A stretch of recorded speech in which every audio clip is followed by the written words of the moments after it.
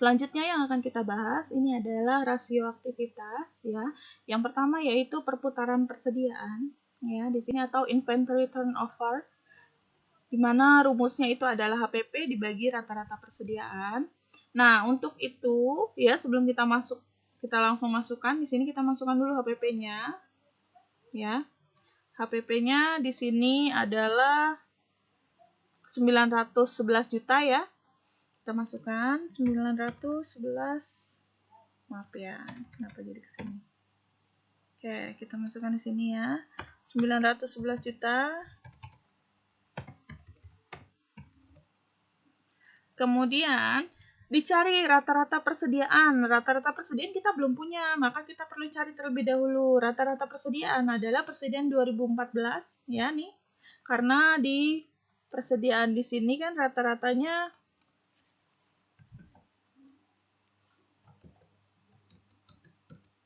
ya. Karena persediaan di sini kan rata-ratanya adalah di tahun 2014 dan 2015. Jadi persediaannya di tahun 2014 adalah 90 ya juta ditambah 60 juta ya. Berarti di sini 90 juta ya ditambah dengan 60 juta. Ya. 90 tambah 60 juta kemudian dibagi 2 karena di sini ada 2 tahun. Oke, kalau sudah, selanjutnya berarti kita tinggal cari hasilnya berapa ya. Kita hitung lagi di sini. 90 juta tambah 60 juta kemudian dibagi 2, hasilnya adalah 75 juta ya. Sini berarti 75 juta. Oke, berarti rata-rata persediaannya adalah 75 juta. Ini kita bagi di sini, 75 juta.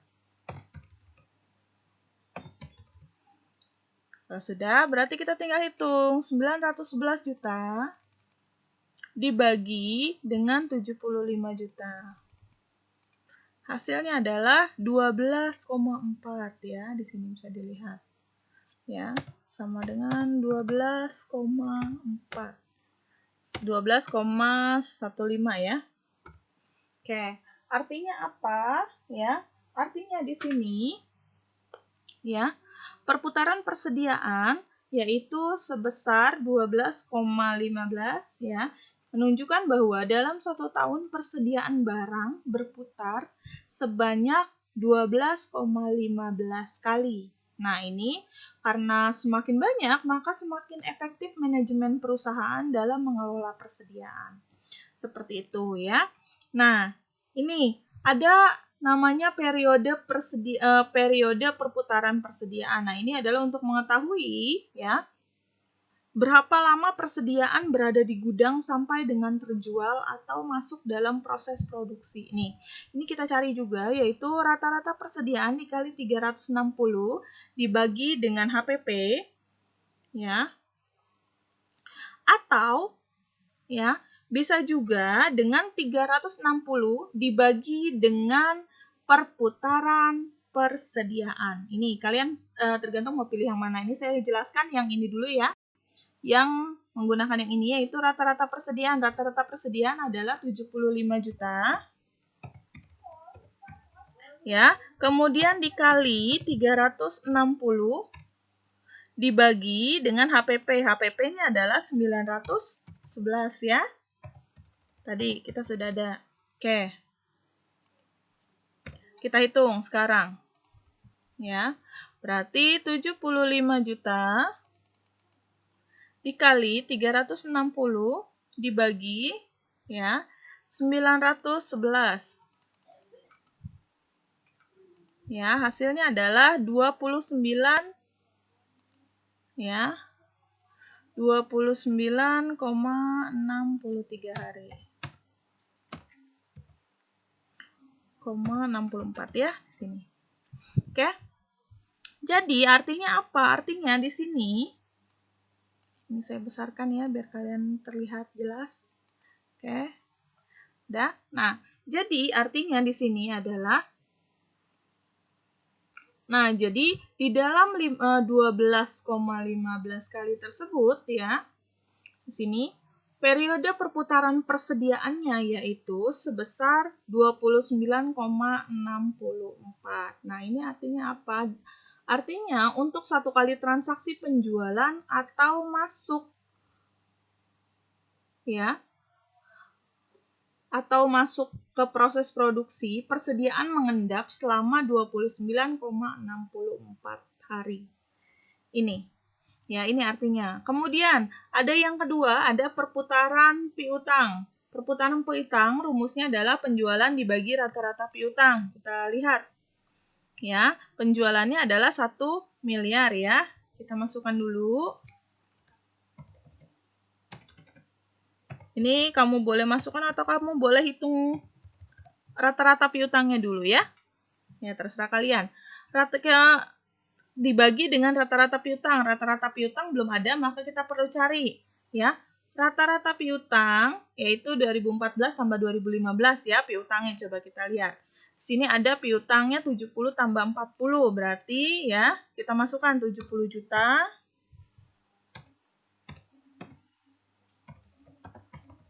tambah ya, ditambah dengan 40 juta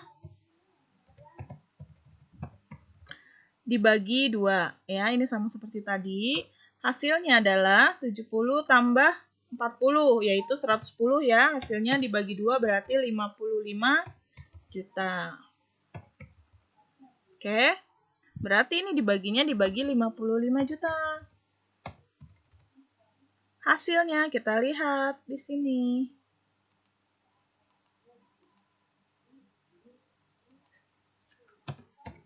Ya, perputaran piutangnya berarti 1 miliar dibagi 55 juta. Hasilnya adalah 18,18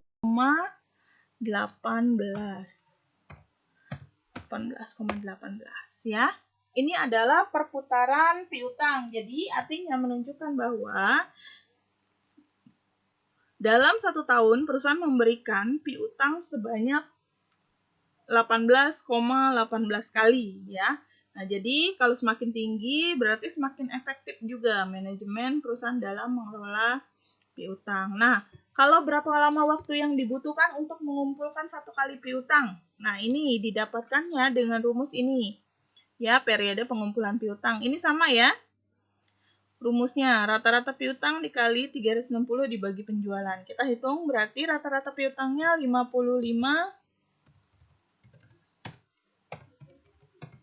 juta dibagi penjualannya adalah 1 miliar ya. Oke, dikali 360. Oke.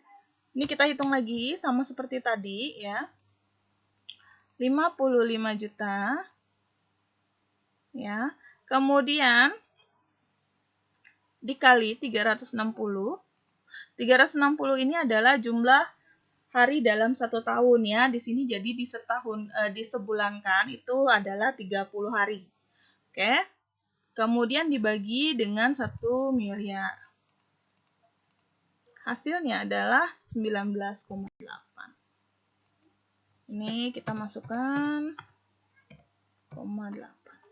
Ya, jadi artinya ini adalah periode piutang sebesar 19,8 menunjukkan bahwa piutang dapat tertagih atau terkumpul atau dibayar oleh konsumen dalam waktu 19,8 hari.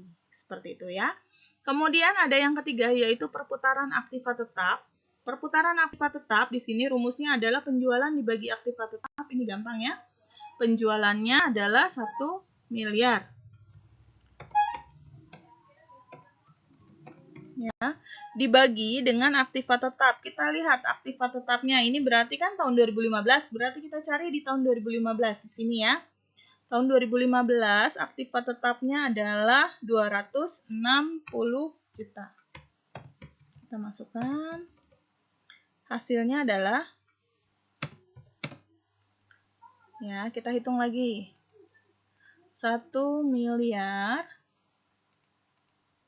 dibagi 260 juta.